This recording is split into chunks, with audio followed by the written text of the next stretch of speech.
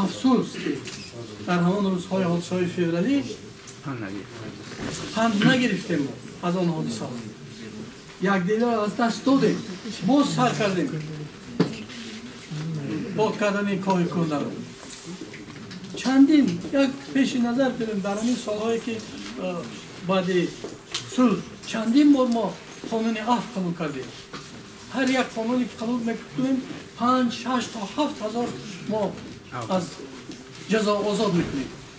این هم یکی از راه‌های هست که راه مراسا. ما گفتنی هستیم که بیاید مراسا میکنیم، بیاید چین زندگی کنیم. که هنگامی که دست به یراق، وقتی که دست به یراق زده تیرپرانی شد، خون مردم میریزد و دولت وظیفه‌دار است که پیش خون ریزی را گیرد. وی وظیفه‌دار است در اساس قانون. گفتنی هستند که امروز یگان دولت پرور گفتن نمیتواند که وی از خطرهای تروریستی ایمن است. در شرایط امروزه یک نگاه کنید به دنیا.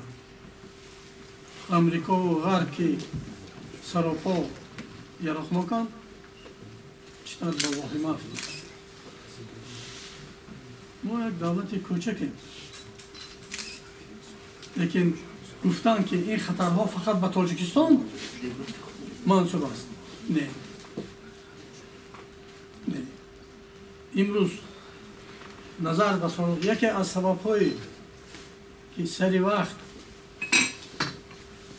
سال 92 نتوانستیم پیش راه خود ریزی را گیریم، این نبودن قوای مسلح. امروز ما قوای مسلح داریم.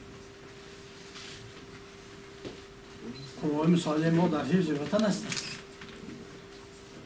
و حادثه هایی که در سالهایی که بعد صلح یک پیش نظر برید به سری مردم ما آمد، همه پسی سر کردیم بی کمک یگان دولت. یک سال 99 گروهی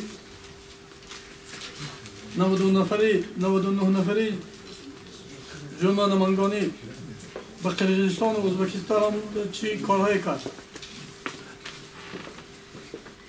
دو دولت با واهمه افتید که ما حساب را یافتیم. من نمیگم که ما یک دولت اول قدرت نه. امروز ما سیاه را از سفید فرق میکنیم و قوه‌های دولتی برای تامین امنیت مردمش همیشه تیار است.